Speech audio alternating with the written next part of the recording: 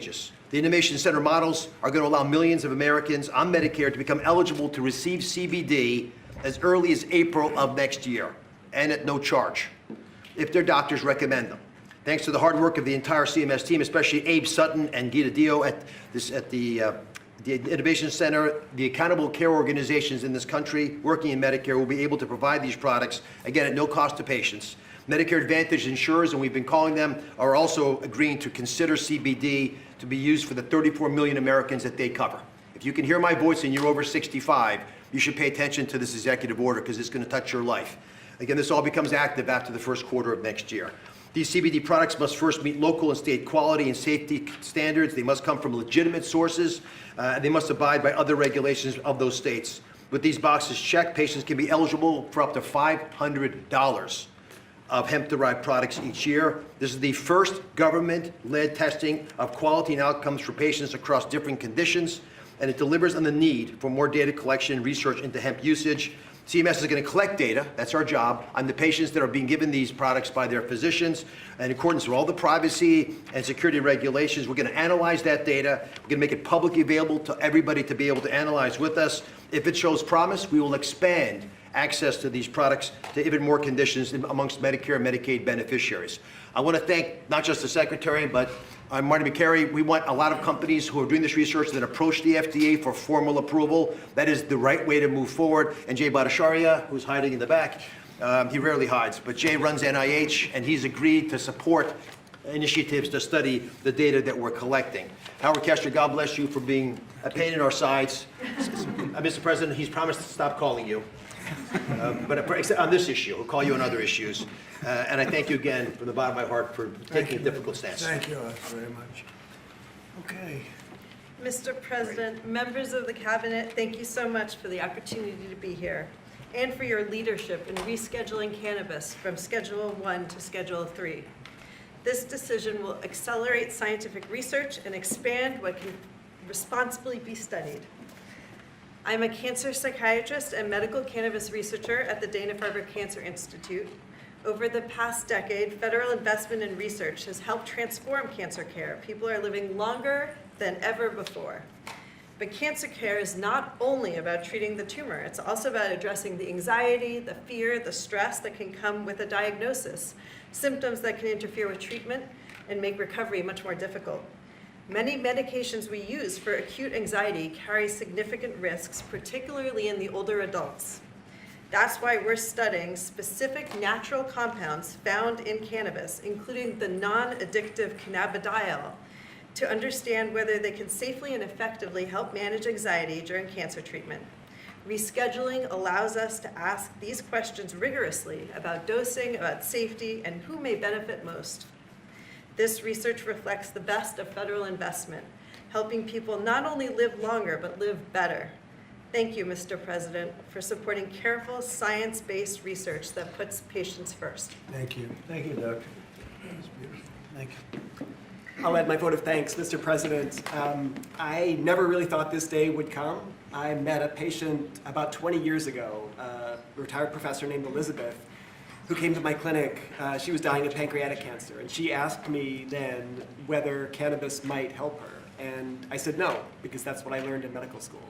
She reached into her briefcase, took out a 3-inch tall stack of articles, put them down on my desk, and said, "Really, doctor? You should read these. You might learn something." And I did read those articles, every single one, and found a bunch more. And I did learn something. I learned that there actually is some medical benefit to cannabis that I had not anticipated, never heard about in medical school. Second, I learned that there was a lot we don't know. And third, I learned it's really, really, really difficult to do high-quality, randomized controlled trials of a substance that's federally illegal. This rescheduling has the potential to change all of that and to rewrite the way that we do research related to cannabis in the United States in 3 ways. First of all, it'll democratize the research process so that all academic institutions can participate in research, not just elite academic medical centers. Number 2, it'll give patients and researchers access to highly refined, reliable sources of cannabis rather than relying on 1 or 2 sources around the country. And last but not least, it'll let us do the sorts of large-scale randomized controlled trials that we do in oncology and cardiology, not dozens of patients, but hundreds or thousands of patients. That's how we learn, that's how we produce valuable knowledge that's useful in guiding treatment decisions. Mr. President, without you, this never would have been possible, and my patients and I and all of our families are grateful. Thank you. Thank you, Doctor, very much. Thank you very much. Mr. President, I am Dan Wiley, National Commander of the American Legion, representing 1.5 million veterans. We are the largest veterans organization. We have 2.5 million members of our American Legion family. And I want to start by thanking you for your leadership on this issue. This issue is extremely important to the American Legion, and I want to thank you on behalf of the veterans who are going to benefit from potentially the research regarding this issue. Also want to thank you for your VA Secretary, Secretary Collins, and his work on difficult veterans issues with us this past year. The VA has worked with us on our Be the One mission, which is a mission to fight the epidemic of veteran suicide. Veterans are disproportionately affected by conditions such as PTSD, TBI, depression, and chronic pain. And with this reclassification, it will allow research to be conducted with regard to cannabis. There is anecdotal evidence that cannabis benefits these conditions, and now we'll have an opportunity to see if research does prove that it is effective. And if it is so, then it'll open up a whole new method of treatment for our veterans with regard to this particular issue. And so, again, I just want to thank you for your leadership, and thank you on behalf of the American Legion for this executive order. Thank you. Such great people Thank you very much, that Mr. have President. suffered and will suffer a lot less now. You're right. Based on what I hear. Good Anybody afternoon. else, please? I'm Nora Volkov. I'm Director National Institute on Drug Abuse. And for us, the rescheduling opens the door to actually be able to accelerate the rate at which we can do research and discovery. And research is crucial in order for us to, for example, understand what may be and for whom the dangers of cannabis. Yes, cannabis can be addictive. And certainly people, adolescents and children may be the most vulnerable. But we cannot close our eyes to research and the opportunity that we are hearing from patients that for some of them, cannabis can solve their problem. And so what we need to do is do research, number one, to understand what are those conditions. Number two, in order to be able to optimally learn how to use it. And to understand, number three, who is at danger. And it is knowledge that will allow us to optimally take the benefits that may be behind cannabis, as research shows, but on the other hand, also enable us better to do prevention interventions to protect those that are most vulnerable. So thanks very much. Great job. Thank you very much. Thank you, Doctor. Bobby, do you have something to say? I'll just echo, thank you, Mr. President. Thank you for your leadership and vision and finally getting to closure on this issue. This is a question, a scientific question, that has divided our country for many, many years. And there are valid claims on both sides. On one side, patients and physicians attest that cannabinoids and THC can have miraculous effects on chronic pain, on epilepsy, on PTSD, on chemotherapy-induced nausea. My friend Howard Kessler, without whom we wouldn't be here today, drove this change in the schedule. And he did it because of his own experience in mitigating the impacts of chemotherapy. He has nothing to gain from this. He just saw something that worked for him, that worked for thousands of other Americans, and he wants to make it available to them. On the other side, there are valid claims about the negative impacts, about addiction, about psychosis, about adverse public health impacts, and impacts particularly on young people. So we haven't been, the evidence on all of these is anecdotal and it's hypothetical because we have not been able to do scientific studies. There is no standardized dosing. And if you don't have standardized dosing, any study that you do is comparing apples to pears. And we don't know the difference between botanicals and synthetics and all of these questions we're now going to be able to answer. 5 administrations have promised to act on this issue.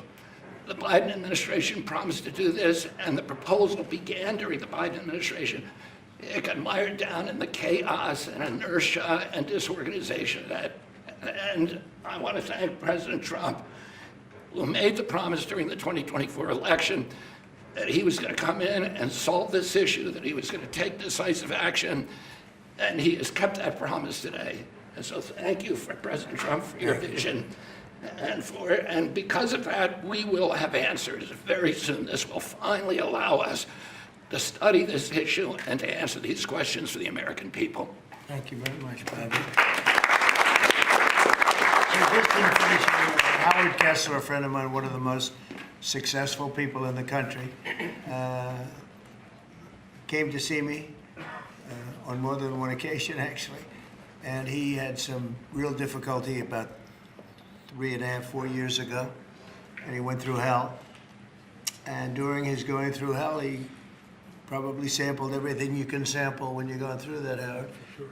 And he came to me, he said, there's been nothing like this, and we're gonna have to take a good, strong look at it, and that's what he asked me to do. And others have likewise said that, many others, I mean, you know, again, it's, I've never been inundated by so many people as I have about this particular reclassification. And I don't know that you have anything to say, Howard. If you'd like, you could say whatever you I like. just want to help the people 65 and over and make a difference in their lives. And we have machines and talent that could do it, not in 8-year clinical trials, but in a year. And we're going to prove that may change the world, really, in healthcare. So thank you, Mr. President.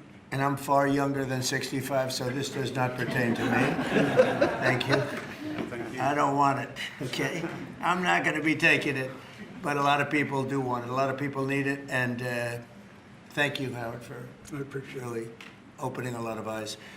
Okay, we'll sign it. We'll take some questions from the press. You can ask the doctors some questions, and it's an honor to do this.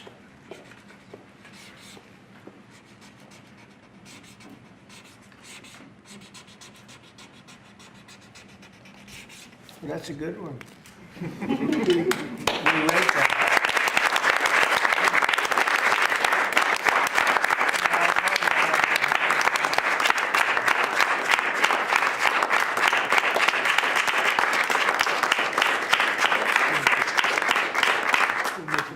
Thank you. Thank you very much, everybody. Any questions, please? Mr. President, Yes. a health-related question on your health care plan. You've said you want to make direct payments to Americans, but these Obamacare subsidies are expiring now in a matter of just a few days. More than 20 million Americans are now bracing for their premiums to skyrocket. Are you going Because to let of this Obama. happen, or Yeah, will you because- intervene? Yeah, they will skyrocket because it was never any good. I'd like to see the money that is going to the insurance companies by the hundreds of billions of dollars. You know, their stocks are up 1,400%, 1,800%, and 1,624%. Their stocks are up through the roof over a fairly short period of time because they're getting vast amounts of money. I want that money to go to the people directly and let the people buy their own health care. And they'll get much better health care than they get with the Unaffordable Care Act, as it's known by a lot of people. It is virtually unaffordable for people. It's a bad thing. We can have a great thing. Let the money go directly to the people and let them buy their own health care. But this is an urgent problem, Mr. President. Is there anything you can do now, Mr. President? Can I answer, Mr. This President? is going to be right now, as far as I'm concerned. Go ahead. We just got data today. We have federal exchanges where people come shopping for the ACA. And the president hasn't heard this yet, but we've talked to the team. The percentage change from last year was down 2.7 to 2.8%. Not the massive numbers that have been predicted. And there's many possible reasons for this, but right now Americans are signing up for these programs despite all the things that have been going on. 2.8% is a tiny fraction of what many had claimed would happen, and I think it speaks to the fact the American people appreciate these ACA plans are already subsidized over 80%. So it's a good deal, even if you don't get the extra 15, 20%. It's a great solution to much better health care at a much lower cost. Yeah, please. But do you want Congress to extend these ACA subsidies? Well, I'd like not to be able to do it. I'd like to get right into this, and I'd ask Oz this question in particular, but I'd like to see us get right into this. I don't know why we have to extend. This could be done rapidly if the Democrats would come along. We have a problem. The insurance companies own the Democrat Party. They own it. And the Democrats having a hard time. They give a lot of money to the Democrats. Very little money to Republicans, by the way. A lot of money to Democrats. And they're going to have to decide, do they want to do the right thing or do they want to be beholden to the, insurance companies? They're making a fortune. I want the money to go to the people. Go ahead, Oz. How would you say that? I agree with the president. We have some ideas out there. Congress is working through some concepts. But I just want to emphasize that the ACAs are not imploding based on the data we just received from the federal marketplace. This can go very quickly, actually. Yes, please. Mr. President, can I ask you, clarify something for me on the Federal Reserve? How many people are you interviewing for the Fed chairman, and what did you think of Chris Waller? I think he's great. I mean, he's been a man who's been there a long time, somebody that I was very involved with in the sense of his career, and he's a fantastic man. I met him yesterday, again. So how many people are you looking at? We're talking to 3 or 4. I think every one of them would be a good choice, honestly. Michelle Bowman? We'll be making a decision pretty Is quick. Michelle Bowman on that list too? Are you going to interview her? She's fantastic. She's a fantastic person. Thank you, Mr. President. Some GOP lawmakers have written to you in recent days saying they're concerned this executive order could normalize drug use for youth. How would you respond to them? You're talking about this particular today? Well, I think I'd let one of the doctors respond to it because they can do it a lot better than me. But I can only tell you that when you see polls of 82% of the people want this, when I have friends that are really, really sick and they've gone through, I guess you could say, unfortunately, I don't want to become too involved in it because I don't want it happening. But these are people that really know what's going on. Very smart people. This is one of the most successful people in the country and a very brilliant guy. And when they go through this horrible ordeal of cancer or other things, and they realize that this is something that makes them feel better without all of the side effects of some of the drugs where you're just totally knocked out and out of it. But I'd like to have one of the doctors maybe respond because you people do it better than anybody. I'm happy to respond. Yes. I mean, and my answer is we have had cannabis scheduled for how long? And it hasn't protected neither the adolescents nor the adults. We have 20 million people in the United States with a cannabis use disorder. This is not legalizing it. It's making easier to do research so that we can use it when it is indicated and optimally. So it's also a big part of this is research. In other words, you'll now have a much larger sample and you'll be able to see if it's as good as many people say it is. I mean, people say it is beyond good, and you'll be able to find that out now. On housing, you talked in your address last night about housing. Yeah. Are you still considering a national emergency over housing? I'm looking at it. What would yeah, that look I'm like? looking What would at that it. mobilize? You know, there's two thoughts on housing. You have a lot of people have housing that because we have such a strong time and such a strong market, their houses are very valuable. It's a big part of their net worth, their house. I don't want to knock those numbers down because I want them to continue to have a big value for the house. At the same time, I want to make it possible for young people out there and other people to buy housing. In a way, they're at conflict. In other words, you create a lot of housing all of a sudden, and it drives the housing prices down.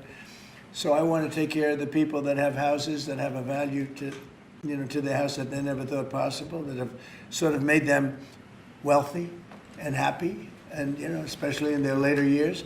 Got to be careful with that. I want to keep them up.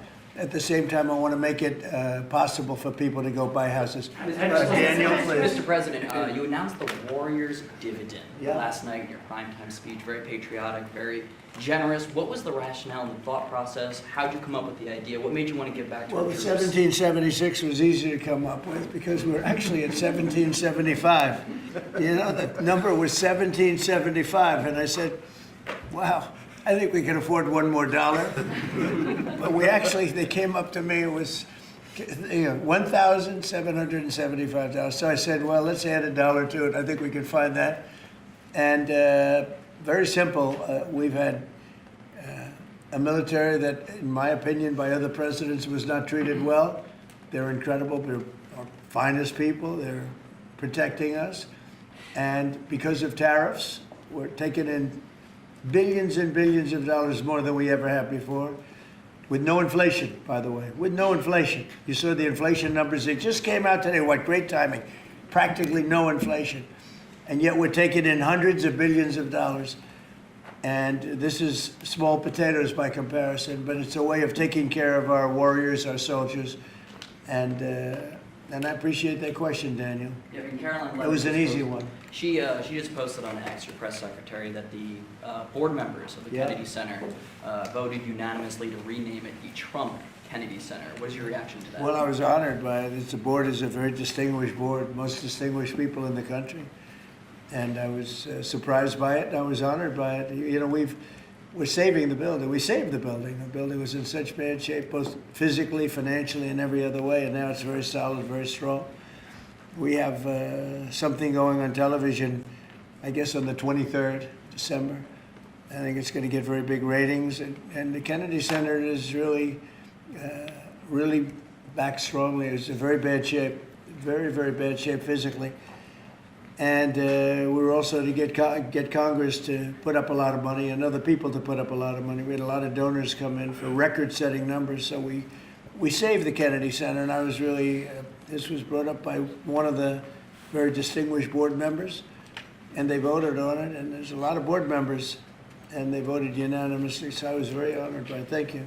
Mr. President, will you be seeking any authorization from Congress for any land attacks on cartels in Venezuela? For anyone? For any land attacks on drug cartels in Venezuela? I wouldn't mind telling them, but you know, it's not a big deal. I don't have to tell them. It's been proven. But I wouldn't mind at all. I just hope they wouldn't leak it. You know people leak it. They are politicians and they leak like a sieve. But I'd have no problem doing that. On that, Mr. President. Yes, please. Mr. President, there's a meeting this weekend on Ukraine in Florida. What are you hoping will come out of that meeting? Well, they're getting close to something, but I hope Ukraine moves quickly.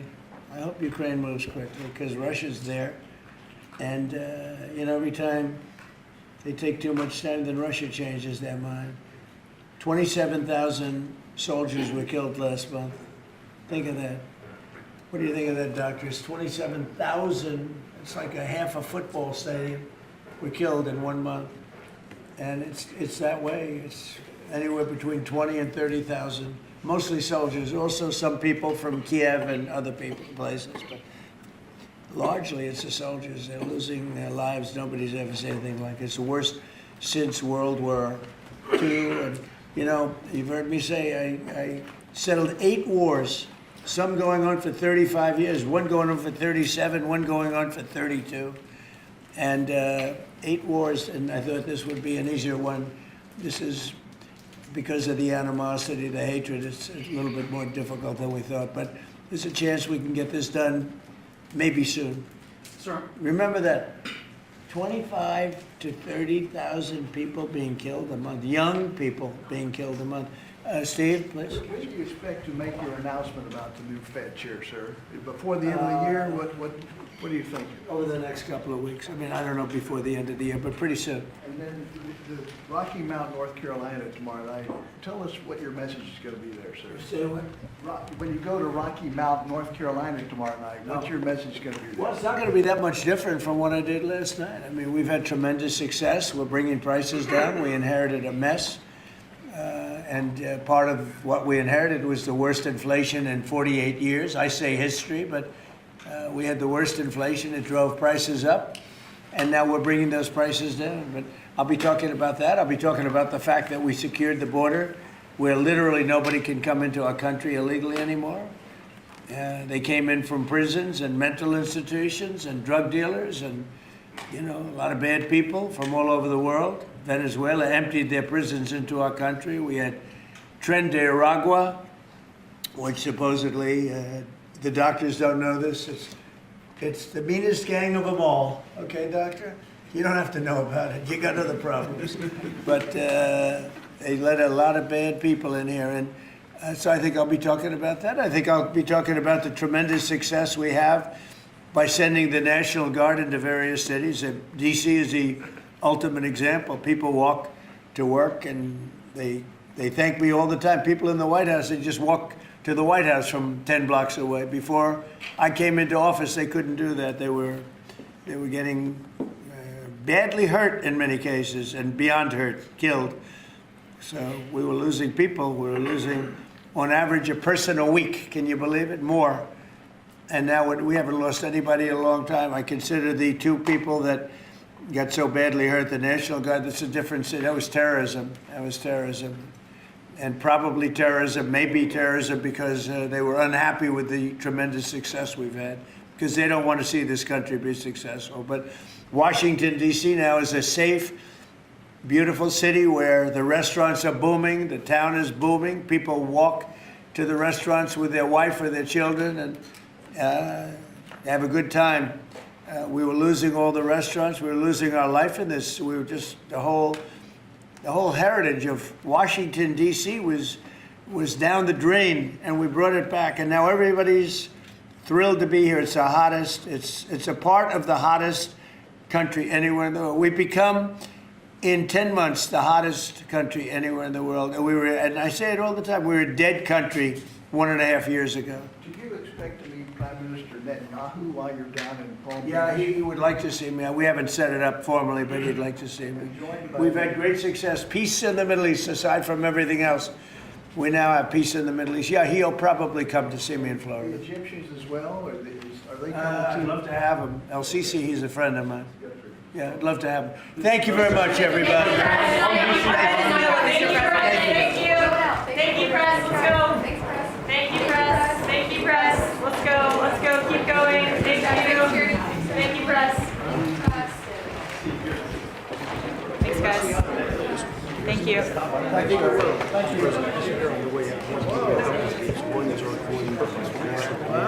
And then this is especially the American Legion 250th anniversary.